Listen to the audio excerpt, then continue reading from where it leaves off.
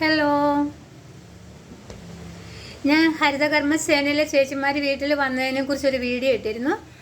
അപ്പോൾ അതിൽ വന്ന ഒരു കമൻറ്റാണ് എന്നോട് ചോദിച്ചിരിക്കുന്നു, ഈ വേസ്റ്റ് എന്ത് ചെയ്യുകയാണ് എന്ന്. അപ്പോൾ ഉദ്ദേശിച്ചത് എനിക്ക് തോന്നുന്നു ഇവർ ഈ ഹരിതകർമ്മസേനയിൽ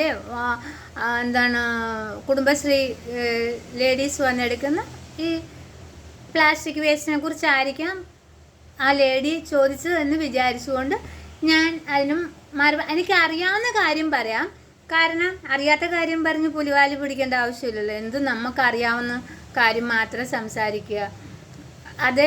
അതാണ് ഞാൻ ചെയ്യുന്നത്. എനിക്ക് അറിയാത്ത കാര്യം പറഞ്ഞ് എന്താ പറയുക, അതിൻ്റെ ആവശ്യമില്ലല്ലോ.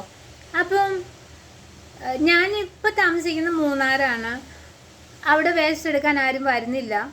നമ്മുടെ പ്ലാസ്റ്റിക് വേസ്റ്റുകൾ നമ്മൾ അവിടെ ഒരു തമിഴ് ഫാമിലി വരുന്നുണ്ട്. അവരത് എടുത്തുകൊണ്ട് ഈ പ്ലാസ്റ്റിക് മാലിന്യം കൊണ്ടുപോയിട്ട് ആക്രിക്കടകളിൽ വിൽക്കുന്ന ഒരു ബിസിനസ്സാണ് അവർ ചെയ്യുന്നത്. അപ്പോൾ ഇവിടങ്ങളിലുള്ള എല്ലാ വീടുകളിൽ നിന്നും അവർ ഇതേപോലെ നമുക്ക് ഇങ്ങോട്ട് പൈസ തന്ന് നമ്മുടെ പൊട്ടിയതും വൃത്തിയായിട്ട് നമുക്ക് ഉപയോഗിക്കാൻ പറ്റാത്ത ചെയറുകൾ, അങ്ങനെയുള്ള മിക്ക സാധനങ്ങളും അവരെടുക്കും. അപ്പോൾ അങ്ങനെയാണ് ഇവിടെയുള്ള ഞങ്ങൾ കൊടുക്കുന്നത്. അപ്പോൾ ഇതിവർ ആക്രിക്കടകളിൽ കൊടുത്ത് നല്ലൊരു ലാഭം ഇവർക്ക് കിട്ടുന്നുണ്ട്. ഇവിടെ വേസ്റ്റ് എടുക്കാൻ വന്നത് ആക്രി എടുക്കാൻ വന്നത് ആദ്യം ഒരു ആപ്പയിലാണ് വാടകയ്ക്ക് വിളിച്ചുകൊണ്ടായിരുന്നു അവർ. ഒരു മാസത്തിനുള്ളിൽ അവരത് സ്വന്തമായിട്ട് ആപ്പ ഓട്ടോറിക്ഷ ആ ഫാമിലി വാങ്ങി. വളരെ സന്തോഷമുണ്ട്. അപ്പോൾ അത് നല്ലൊരു ബിസിനസ്സാണ്. ഒരു മുടക്കുമുതലും ഇല്ലാതെ കുറച്ച് സ്ഥലം മതി ഈ ആക്രി ബിസിനസ് ചെയ്യാൻ. അപ്പോൾ അത് എല്ലാ ദിവസങ്ങളിലും അല്ലെങ്കിൽ ആഴ്ചയിലോ 2-3 ദിവസം കൂടുമ്പോഴോ ഒക്കെ ഇവ ലോറികളിൽ കയറി വലിയ കണ്ടെയ്നറുകളിൽ കയറി നമ്മുടെ അടുത്ത സംസ്ഥാനത്തേക്കാണ് പോകുന്നത്. അതായത് ഈ ആക്രിക്കടകളിലെ സാധനത്തിൻ്റെ കാര്യം ഞാൻ പറഞ്ഞേ.